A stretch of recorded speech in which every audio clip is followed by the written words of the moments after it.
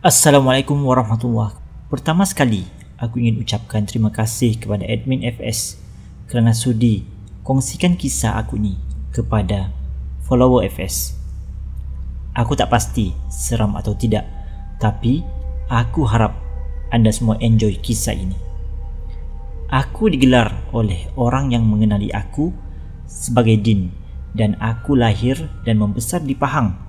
Seperti yang kebanyakan anda tahu, kebanyakan kawasan selain bandar di Pahang terdiri daripada hutan, ladang kelapa sawit dan rumah aku juga berhadapan dengan ladang kelapa sawit.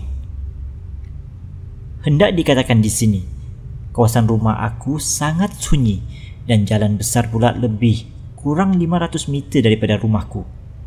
Kawasan kejiranan terdiri daripada lebih kurang 10 buah rumah yang kebanyakannya berjarak agak jauh antara satu dengan yang lain, kecuali rumahku yang dibina berkembar oleh bapakku dan rumah sebelahku disewakan kepada satu keluarga yang sejak 2005 telah berpindah ke tempat lain. Rumah itu kini kosong dan dijadikan stor simpan oleh bapakku. Hanya satu dinding kayu saja yang memisahkan antara rumahku dan rumah kosong itu. Kejadian awal berlaku pada tahun 2010 semasa aku sedang belajar di sebuah matrikulasi di Selangor. Seperti biasa, selepas selesai satu semester, cuti 3 minggu akan diberikan dan aku bukan jenis kerja part-time. Jadi aku selalu menghabiskan masa di rumah bersama dengan keluarga semasa cuti 3 minggu tu. Kedua abangku dan kakakku sedang mengambil ijazah juga di Selangor dan mereka tiada di rumah. Yang tinggal hanyalah kedua ibu bapaku, adik perempuanku dan aku. Pada satu malam, sedang aku asyik bermain permainan video, aku terdengar bunyi salakan anjing di depan rumahku. Aku melihat jam tanganku. Jarum panjang dan pendek tepat pada nombor 2. Ada pencuri ke? Apa pasal anjing ni tiba-tiba menyalak? Aku memberanikan diri membuka tingkap rumahku dan mencari kelibat anjing tadi. Aku ternampak anjing itu sedang menyalak tepat ke arah rumah itu sambil melompat-lompat seolah-olah ia terlihat sesuatu. Aku mula tidak sedap hati. Aku menyangka bahawa mungkin ada pencuri atau sesiapa saja yang sedang bersembunyi di rumah sebelah itu untuk mengambil peluang masuk ke rumahku. Aku baru saja ingin berganjak daripada tingkap tersebut untuk mengejut kedua ibu bapaku dan memberitahu mereka tentang sangkaanku itu sebelum anjing itu tiba-tiba berhenti menyalak dan merenung ke arahku sebelum menghilangkan diri dalam kegelapan malam. Aku tergamam sebentar. Untuk seketika, bulu romaku mula meremang dan badanku mula seram sejuk. Tambahan, aku terdengar bunyi seolah-olah seseorang sedang ketawa kecil betul-betul di sebelah luar tingkapku itu.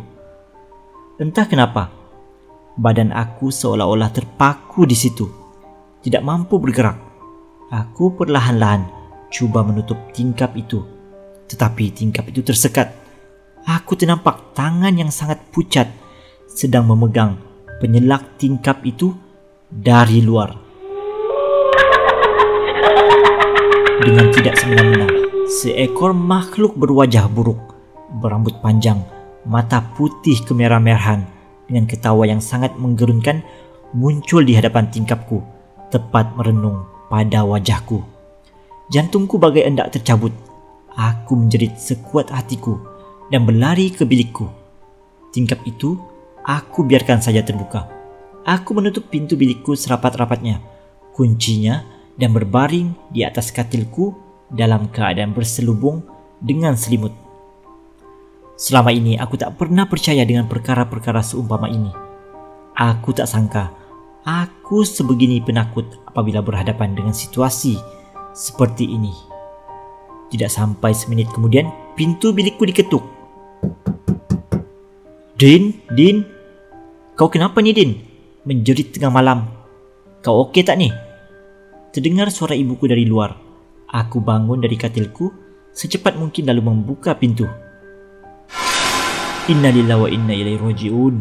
Perkataan pertama yang keluar dari perkataanku apabila aku lihat keadaan luar bilikku. Aku betul-betul berada di dalam rumah kosong sebelah rumahku. Keadaan gelap, sekadar sedikit suluhan cahaya daripada lampu luar rumahku yang membolehkan aku melihat sekeliling rumah itu. Aku mula takut, tapi mulutku tidak henti-henti menyebut nama Allah. Yalah, masa keadaan macam inilah baru nak ingat Allah. Kalau tak habis-habis dengan permainan video. Aku berjalan perlahan-lahan dengan meraba-raba hadapanku, takut terlanggar barang-barang simpanan ayahku. Akalku masih buntu. Mungkinkah ini sekadar mimpi ngeri? Macam mana aku boleh termasuk pula dalam rumah ni? Siapa yang panggil aku tadi? Kalau bukan ibuku. Segala persoalan ini buat aku jadi lebih takut. Aku terdengar bunyi bisikan kecil seolah-olah memanggilku dari bilik belakang rumah itu. Aku terkedu sebentar, cuba untuk tidak melayan perasaan. Aku terus berjalan ke hadapan, tidak menghiraukan bisikan yang aku dengar tadi. Hei, kau tak dengar ke aku panggil ni? Suara berbisik tadi bertukar menjadi suara jeritan garau yang memecahkan kesunyian luar biasa rumah itu. Aku terkejut dan air mataku mula mengalir deras. Dengan mulutku terus terkumat kamit meminta perlindungan daripada Allah. Suara tadi berbunyi semula. Apa yang kau buat dekat rumah aku ni, ha? Aku tak tahu macam mana aku boleh sampai sini. Aku di bilikku tadi, tiba-tiba termasuk sini. Aku memberanikan diri menjawab soalan daripada makhluk misteri yang tidak dapat aku lihat. Tetapi tiada jawapan yang aku dapat. Aku merasakan sesuatu memegang bahuku dari belakang. Jantungku seolah-olah berhenti berdegup. Aku memberanikan diri memandang ke belakang. Ibu, aku memeluk ibuku. Apabila aku melepaskan dakapan itu, aku melihat sekelilingku. Aku berada di dalam rumahku semula. Kau kenapa ni, Din? Apa pasal kau jerit-jerit tengah malam ni? Kau mimpi buruk ke? Ibuku bertanya soalan bertubi-tubi. Ayahku pun memandangku dengan pandangan yang sangat pelik. Aku menceritakan segala apa yang berlaku tadi. Ibuku dan ayahku ketawa kecil mendengar ceritaku tadi. Kau mimpi pun sampai macam ni, Din? Dah besar panjang pun takut hantu ke? Adik perempuan kau pun? Ayahku berhenti berkata-kata. Apabila adik perempuanku berlari-lari keluar dari biliknya dalam keadaan menangis. Wajahnya pucat lesi, seolah baru selepas melihat hantu. Ibu, ada benda dalam bilik adik. Ada benda lah, adik takut. Ayahku segera masuk ke bilik adikku dan kelihatan barang-barang permainannya bersepah. Ayahku yang tadi ketawa mula kelihatan serius. Aku sangka aku saja yang ternampak benda, bukan-bukan. Adikku pun sama. Tambahan pula bilik kami berdua betul-betul bersambung dengan rumah sebelah itu. Sedangkan bilik ibu dan ayah pula di sebelah yang lain. Aku tidur di bilik abangku, di sebelah bilik ibuku, dan adikku tidur bersama ibuku. Keesokan harinya ayah bawa seorang ustaz kenalannya bernama Ustaz Azman yang memang mahir dalam bab-bab seumpama ini.